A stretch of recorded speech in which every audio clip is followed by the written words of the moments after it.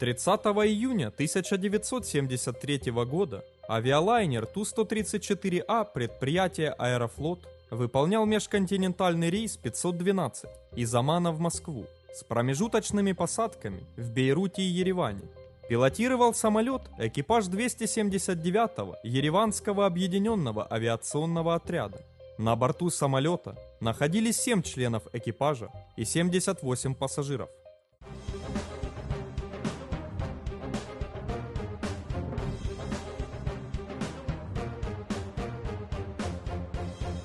В Омане стояла ясная погода, дул умеренный западный ветер, видимость была свыше 10 километров.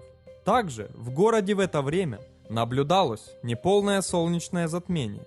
Пилотировал самолет командир-проверяющий, замкомандира летного отряда, сидевший в кресле командира воздушного судна. Штатный командир находился в кресле второго пилота. В 13 часов 37 минут экипаж начал осуществлять взлет со взлетно-посадочной полосы 24.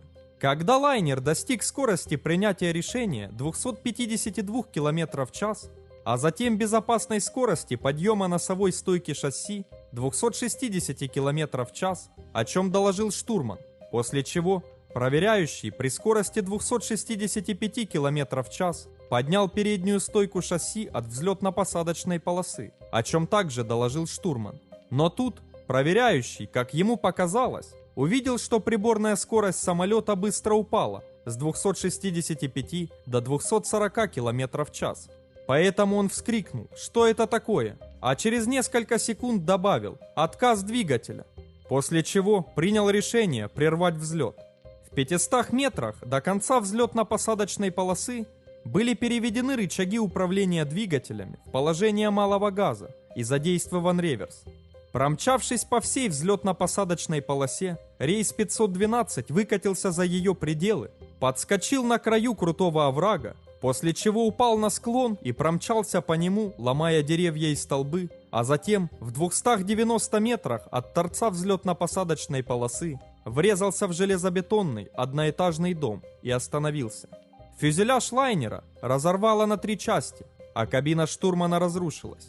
Стойки шасси сложились, а правая плоскость крыла, отогнувшись вверх, отломилась. Дом был полностью разрушен. В подпольной части туалета самолета возник небольшой пожар, но прибывшая аварийная служба успела его ликвидировать. В катастрофе погибли 2 члена экипажа, штурман и бортрадист, а также 7 жильцов дома. Некоторые пассажиры рейса 512 получили легкие травмы. Расследованием причин катастрофы занялась комиссия Министерства гражданской авиации СССР. В ходе расследования были опрошены все уцелевшие члены экипажа. Проверяющий пилот уверял, что при разбеге он наблюдал падение скорости до 240 км в час, поэтому и принял решение прервать взлет. Снижение скорости до 240 км в час наблюдал и командир воздушного судна, хотя и не мог точно вспомнить, когда он это увидел, до или после снижения режима двигателей проверяющим. Но по данным бортмеханика, все двигатели работали исправно. Световая сигнализация отказов не срабатывала. Комиссия отметила, что при отказе одного двигателя падение приборной скорости невозможно. Возникает лишь замедление ее нарастания. Приборная скорость начинает уменьшаться только при отказе обоих двигателей. Нормальная работа двигателей подтверждается записями МСРП-12, а тормозной путь соответствовал нормальной работе реверса обоих двигателей, что также подтверждается осмотром двигателей и показанием членов экипажа. Отказов других систем на борту самолета также не обнаружено. Комиссия пришла к выводу, что падение скорости с 265 до 240 км в час могло явиться ошибочным, субъективным восприятием проверяющим действительной скорости, выдаваемой прибором. После достижения скорости 265 км в час штурман доложил о подъеме передней стойки шасси. Проверяющий, по его заявлению, имел намерение произвести подъем стойки и отрыва самолета на большей скорости, чем расчетная. Поэтому после первого доклада штурмана он продолжил разбег. Штурман повторно доложил подъем стойки шасси, только после этого проверяющий медленно начал поднимать шасси. В этот момент, очевидно, его действия по пилотированию были рассогласованы с психологическим настроем оторваться от взлетно-посадочной полосы на более высокой скорости. Психологически он настроил себя, что в момент подъема стойки скорость должна быть 270-275 км в час. Фактически, зафиксировав скорость 265 км в час, в его сознании могло сформироваться мнение о тенденции скорости к падению, которую он выразил восклицанием «Что это такое?». Сложилась критическая психологическая обстановка, усугубляющаяся малым остатком взлетно-посадочной полосы и знанием сложности рельефа по курсу взлета. В результате этой информации, полученной за очень короткий промежуток времени, он пришел к выводу об отказе двигателя и прекратил взлет. Для торможения использовалась основная система, аварийная система торможения экипажем использована не было.